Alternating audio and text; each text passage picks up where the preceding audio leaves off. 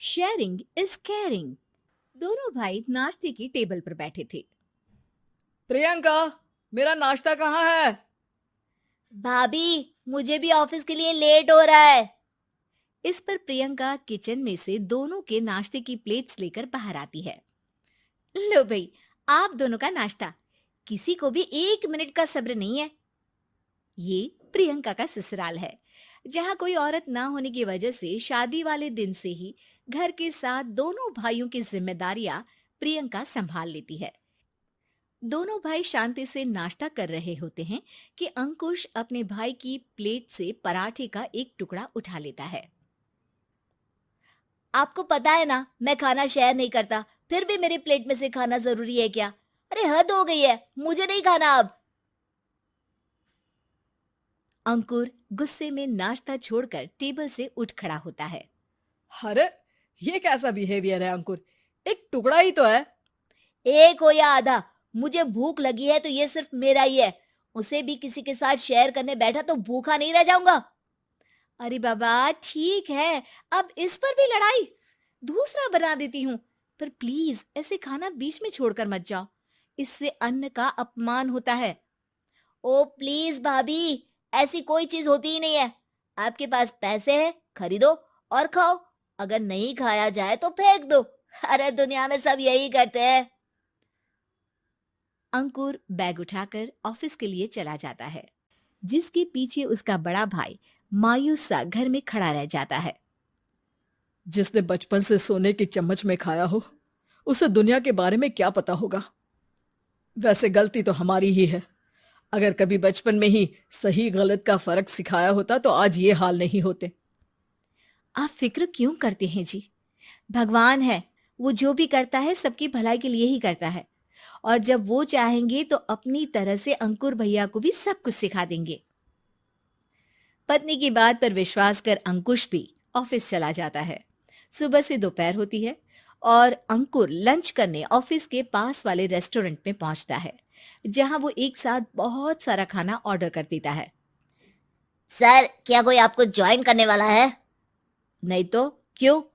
अब कुछ नहीं सर, ऐसे ही। वेटर चला जाता है और कुछ देर में अंकुर का ऑर्डर लेकर वापस आता है, जिस पर अंकुर सब डिशेस में से थोड़ा थोड़ा खाकर बाकी ऐसे ही छोड़कर बिल देकर चला जाता है। वाह भगवान, तेरी माया। कहीं कोई एक एक टुकड़े के लिए तरसता रहता है और ये 5 लोगों का खाना ऑर्डर करके एक का भी पूरा नहीं खाते। पैसे वालों की माया। वेटर टेबल साफ कर बचा हुआ सारा खाना लेकर रेस्टोरेंट के पीछे घूम रहे बच्चों के पास पहुंच जाता है, जिसे देख बच्चों के चेहरे खिल उठते हैं। वाह, आज इतना सारा खाना आया। थैंक यू भैया। भगवान आपको खाने की फैक्ट्री बना दे। अगर ये फैक्ट्री मेरी होती तो तुम लोगों को कभी किसी का झूठा बचा हुआ खाना नहीं खाना पड़ता। चलो तुम लोग खाओ, पर ध्यान रखो किसी को पता ना चले, नहीं तो मेरी नौकरी चली जाएगी। इसी के साथ दिन बीतता है और रात को दोनों भाई एक साथ घर पहुंचते हैं। कुछ देर में सब डिनर करने बैठते हैं, जहां अंकुश अंकुर को समझाने की कोशिश करता है। अंकुर, अगर हमें लाइफ में सब कुछ मिला है, इसका ये मतलब नहीं कि तुम उसका गलत फायदा उठाओ, बल्कि तुम्हें उसकी मदद से दूसरों को भी मदद करनी चाहिए। भैया, जिनके पास नहीं है उनकी वजह मैं तो नहीं ना। और ऐसे बहुत लोग हैं जिनके पास सब कुछ है। इसलिए अगर मैं एक इंसान कुछ नहीं करूंगा तो कोई फर्क नहीं पड़ने वाला। तुम्हारे भैया बस एक चीज समझाना चाहते हैं कि जिस चीज की हमारे पास कमी नहीं है, उसे बर्बाद करने से अच्छा है कि लोगों के साथ शेयर करें। इससे हम सिर्फ सामान नहीं, खुशियां भी बांटते हैं, और इसमें तुम्हारा ज्यादा कुछ तो जाएगा नहीं। भैया भाभी की बात सुन अंकुर कुछ बोले बिना उठकर चला जाता है। इसी तरह दिन बीतते रहते हैं, जिसमें अंकुश और प्रियंका कोशिश तो बहुत करते हैं, पर अंकुर पर किसी भी चीज का कोई असर नहीं पड़ता। एक दोपहर अंकुर सैंडविच खाते हुए सड़क के किनारे चल रहा होता है। तभी उसकी नजर आइसक्रीम वाले पर पड़ती है और वो सैंडविच सड़क किनारे फेंक आइसक्रीम खरीदने पहुंच जाता है। अब इसे कहते हैं जिंदगी का सुख। जैसे ही अंकुर आइसक्रीम लेकर पीछे मुड़ता है, तो एक आदमी को सड़क से वही सैंडविच उठाते हुए देखता है। वो आदमी बहुत कमजोर, गरीब, जैसे बहुत दिनों से खाना ना खाया हो वैसा लग रहा था। अंकुर उसके पास जाकर खड़ा हो जाता है। उसे देखकर आदमी सैंडविच अंकुर की तरफ कर देता है। आपको भी खाना है क्या?